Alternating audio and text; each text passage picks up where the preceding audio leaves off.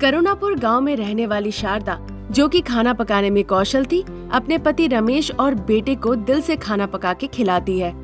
वो dining table पे बैठ के ऐसे खाना खा रहे थे जैसे वो एक दूसरे को पीछा कर रहे हो। जितनी सब्जियां रखी हुई थी, एक के बाद एक कटोरी सब खत्म होने लगती है। अंत में दोनों बाप बेटा मिलके ऐसे सांबर पीते हैं जैसे कि वो पाइप लगा के नारियल पानी पी रहे हो। ये देखकर शारदा हंसने लगती है। सांबर की कटोरी खत्म हो जाती है। बाप बेटा पेट भर के खाना खाते हैं। शारदा, पता नहीं तुम्हारे हाथों में क्या जादू है, मैं तो मर भी नहीं सकता तुम्हारे हाथ के खाए बिना। मतलब क्या कहना चाहते पिताजी? आप माँ के खाने को खराब बोल रहे हैं? ये सुनने के बाद शारदा अपने पति पे गुस्सा करने लगती है। उसे देखकर प्रसाद घबरा जाते हैं। अरे शारदा, मेरा कहने का वो मतलब नहीं था। तुम्हारा पकवान तो अमृत है, अमृत। यही बस विश्वास करो मेरे बातों पे। माँ, पिताजी तुम्हें बुद्धू बना रहे हैं। अगर तुम्हारे पकवान अमृत जैसे हैं, फिर तो उन्हें कहना चाहिए था कि ये खाकर लोगों को जिंदा हो जाना चाहिए। फिर मरने की बात कैसे कह दिए पिताजी? बेटा, तुम अगर खाली हो तो जाके पूरी बनाओ। हम शिव पार्वती जैसे दंपति के बीच ऐसे लड़ाई मत लगाओ। उस सौतेली माँ को कहाँ रखा पिताजी? ये सुनने के बाद गुस्से से शारदा दांत कटकटाने लगती है। शारदा को इस तरह से गुस्सा करते देख प्रसाद की हवा गुल हो जाती है। उसे कुछ समझ में नहीं आता है। कौन सौतेली माँ? ये सब मैं क्यों छुपाऊंगा? अरे पिताजी, अगर आप और माँ शिव पार्वती है तो शिव जी तो अपने बालों के नीचे गंगा जी को छुपा के रखते हैं, तो आप भी सौतेली माँ को कहीं छुपा के रखा होगा ना? हाँ, रमेश हंसते हुए कहता है। ये सुन के गुस्से से शारदा प्रसाद को देखती है। अगर मैं एक और मिनट यहाँ रहा तो शारदा मुझे देख देख कर सुनामी ले आएगी। ये सोचकर प्रसाद चुपचाप उस जगह को छोड़ के वहाँ से निकल लेते हैं। ये देखकर माँ बेटा दोनों हंस पड़ते हैं। इसी तरह हंसी मजाक में उनके दिन निकल रहे थे। शारदा एक करी पॉइंट शुरू करती है और वहाँ से बहुत अच्छे खासे पैसे कमाती है। तभी प्रसाद के दोस्त पुनीत रमेश की शादी के लिए एक रिश्ता लेकर उनके घर आते हैं। वो उनके परिवार के लोगों को लड़की के बारे में बता रहे थे। लड़की का नाम अनामिका है, किसान परिवार से है लड़की। पिताजी का नाम रघुपति और माँ का नाम वाणी। अनामिका पढ़ाई के साथ साथ खाना भी पकाती है, बहुत अच्छा पकाती है। बहुत ही स्वादिष्ट खाना होते हैं, ऐसे उनके पिताजी ने कहा। बहुत तारीफ की। अनामिका और रमेश एक दूसरे को पसंद कर लेते हैं। फिर अपने हिसाब के मुताबिक अनामिका और रमेश की धूमधाम से शादी हो जाती है। अनामिका ससुराल आ जाती है। दिन बहुत जल्दी जल्दी निकल रहे थे। तभी एक दिन अनामिका अपनी सासू माँ से कहती है, माँ, मुझे साड़ियाँ खरीदनी है, मुझे 1000 रुपए दीजिए ना। ये सुन के सासू माँ बहुत आश्चर्य होके कहने लगती है, क्या बहू, 1000 रुपए? तुम्हें क्या लगता है पैसे पैर में फलते हैं? तुम्हें पता है करी पॉइंट में मैं कितनी मेहनत करती हूँ? सासू माँ, आप करी पॉइंट में परिश्रम करती है और मैं घर पे परिश्रम करती हूँ। घर पे क्या परिश्रम बहू?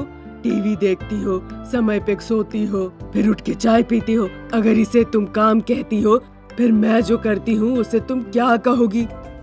अच्छा माँ जी, मुझे टीवी देखने का समय कहाँ मिलता है? अब सब्जी बना के बर्तन छोड़ के चली जाती है, उन्हें साफ कौन करता है? टीवी साफ करता है। दिन में 2 दफे आप नहाती है। आपके, पिताजी के, उनके, मेरे, ये सारे कपड़े कौन धोता है? बताइए सासू माँ, साबुन आके धोता है क्या? रात के आपके आने से पहले खाना तैयार रहता है। अब आती है, खाती है और सोने चले जाती है, बर्तन भी नहीं उठाती। ये सारा काम कौन करता है? गैस स्टोव साफ कौन करता है? ये सब गृहिणी का ही कर्तव्य है, तुम्हें ही करना होगा। मेरी सास जब तक थी तो मैंने किया, मैं जब तक रहूंगी तो तुम्हें करना होगा। कल तुम्हारी बहू आएगी तो तुम भी सास बन जाओगी। इन सभी चीजों को मेहनत करना नहीं कहते। पैसे की कीमत तब होगी जब तुम खुद मेहनत करके कमाओगी। ठीक है सासू माँ, फिर मैं भी कमाऊंगी। इस तरह सास बहू में युद्ध शुरू हो जाता है। पकवान जो सासू माँ बनाई है या बहू बनाई है, उसे खाने के बाद बाप बेटे सोच में पड़ते हैं, पर तारीफ नहीं कर पाते। फिर उन्होंने लगता है कि ऐसा नहीं चलने वाला, उन दोनों के लिए अलग अलग करी पॉइंट खोल देना चाहिए। आज के बाद मैं और बेटा ना ही खाने जाएंगे और ना ही अच्छा बुरा कुछ भी कहेंगे। खाने वाले खुद ही आके तुम्हारे दुकान से खरीदेंगे। बाप बेटा इस तरह कह के वहाँ से निकल लेते हैं। दिन ऐसे ही निकल रहे थे। धीरे धीरे सासू माँ के दुकान में ग्राहक आना कम हो जाते हैं और उधर बहू का करी पॉइंट धीरे धीरे फेमस होना शुरू हो जाता है। सासू माँ को इस बात से दुख नहीं था क्योंकि उसका व्यापार ठीक से नहीं चल रहा था, पर इस बात का दुख था क्योंकि बहू की दुकान में ग्राहक जा रहे थे। फिर वो फैसला लेती है कि बहू के करी पॉइंट के व्यापार को कैसे भी गिरा के रहेगी। शारदा बहुत सोचती है। बहू के पास जाके शारदा प्यार से मीठी बोली बोलकर धीरे धीरे बहू के सर में एक जू छोड़ देती है और चुपचाप वहाँ से निकल लेती है। सासू माँ यहाँ क्यों आई थी, फिर चली क्यों गई?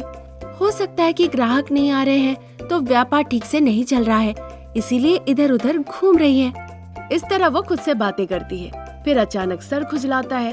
खुजली बहुत बढ़ जाती है। धीरे धीरे सारे जू खाने पे आके गिरते हैं। ग्राहक जब देखते हैं कि खाने में जू है, उन्हें बहुत घिन आने लगती है। दिन निकल रहे थे।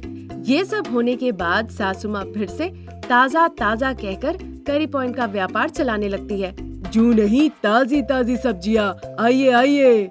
सासू माँ की ऐसी बातें अनामिका सुन लेती है। अनामिका को संदेह होता है। देर किए बिना सर खुजलाते हुए अनामिका सासू माँ के करी पॉइंट में पहुँच जाती है। वो अपने सर से 2-4 जू निकाल के सासू माँ के सर पे छोड़ देती है, जिस वजह से शारदा का करी पॉइंट भी घाटे में आ जाता है। सासू माँ शारदा और बहू अनामिका के जलन और ईर्ष्या की प्रवृत्ति की वजह से उनका व्यापार घाटे में चला जाता है। वो दोनों ही घर पे बैठ जाती है।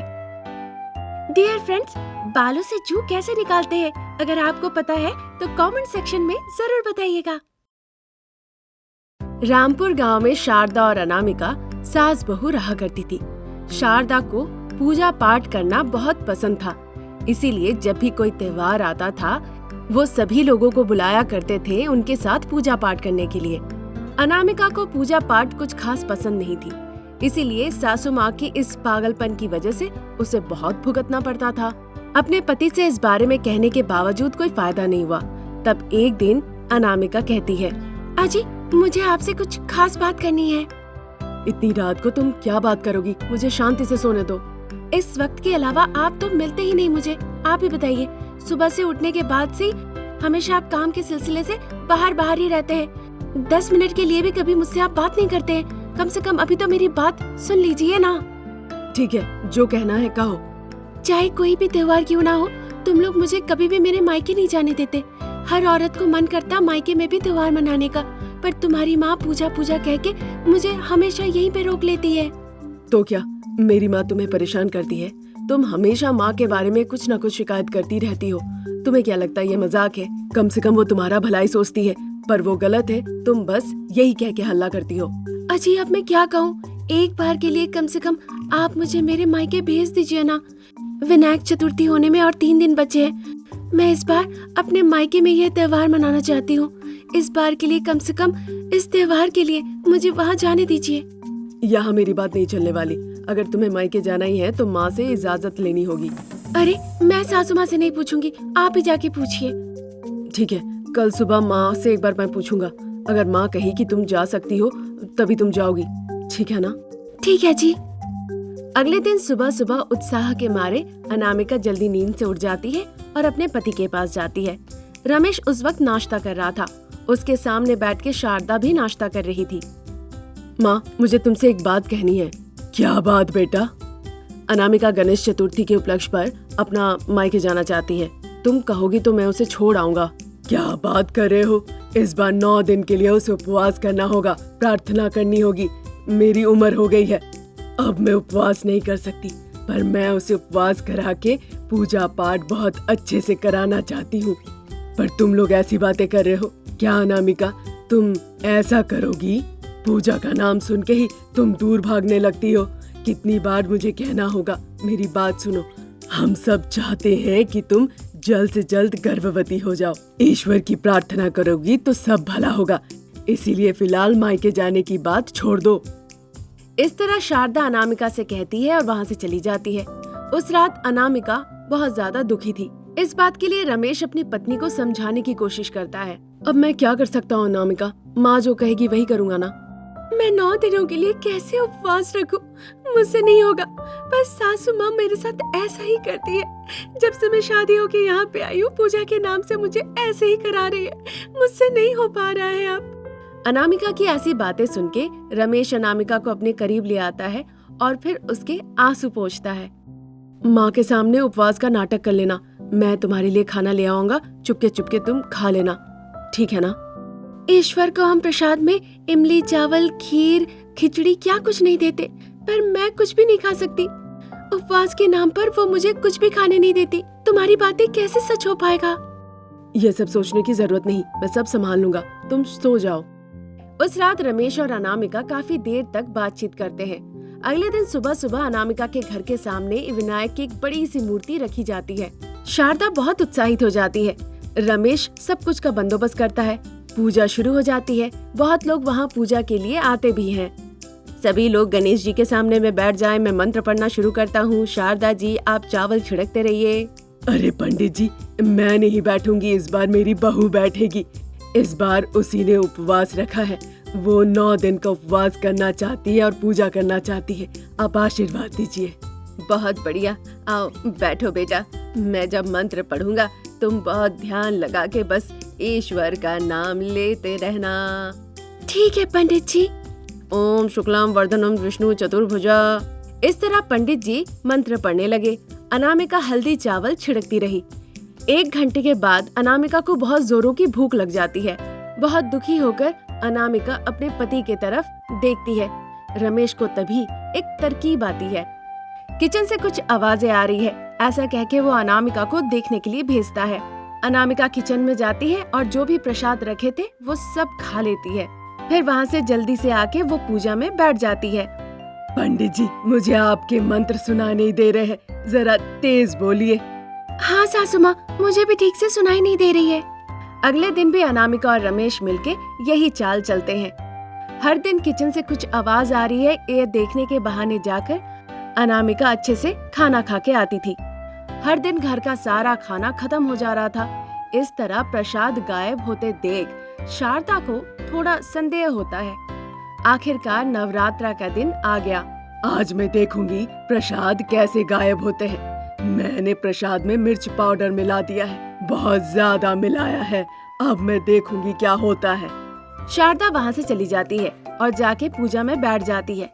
ठीक 1 घंटे के बाद अनामिका को भूख लग जाती है। वो रमेश को इशारा करती है। हर दिन की तरह रमेश जाके किचन में फिर कुछ आवाज करता है ताकि अनामिका वो देखने के लिए जाए। फिर अनामिका जल्दी से भागते हुए किचन में जाती है। वहाँ किचन में रखे हुए सारा प्रसाद अनामिका खाने लगती है। अब मिर्च पाउडर मिलाया हुआ प्रसाद अनामिका खा लेती है तो चिल्लाने लगती है। चिल्लाने की आवाज सुन के सभी लोग देखने के लिए जाते हैं। अब पता चला आखिरकार चोर कौन है। सभी के सामने शारदा रमेश और अनामिका से सवाल करने लगती है। ये हरकत किए कोई अकल नहीं है? तुमने कितनी बड़ी गलती की है, तुम अपनी पत्नी की बात सुने। माँ, अनामिका को पूजा पाठ बिल्कुल पसंद नहीं है। उसने अपनी सारी इच्छा मार दी है ये करने के लिए। समझने की कोशिश करो माँ, पूजा दिल से किया जाता है। जबरदस्ती किसी से पूजा कराना तकलीफ देना होता है। माँ, मेरी तकलीफों को समझने की कोशिश कीजिए ना सासू माँ। मैंने आपके बातों पे कभी इनकार नहीं किया। आपने जो कहा वही मैंने किया हमेशा। अनामिका की बातें सुन के शारदा सोच में पड़ जाती है। उसकी बातें सुन के उसे बहुत बुरा लगता है। बाद में वो मुस्कुराते हुए अनामिका को गले लगा लेती है। ठीक है बेटा, तुम अपने मायके जाओ और त्योहार मना के 1 हफ्ते बाद लौटना। आज के बाद मैं कभी भी तुम्हें तकलीफ नहीं दूंगी बेटा, तुम्हें भी खुश रहने का हक है। मैं बहुत खुश हुआ माँ। फिर तीनों मिलके खुशी खुशी गणपति जी को नमन करते हैं। फिर रमेश अनामिका को उसके मायके छोड़ने ले जाता है।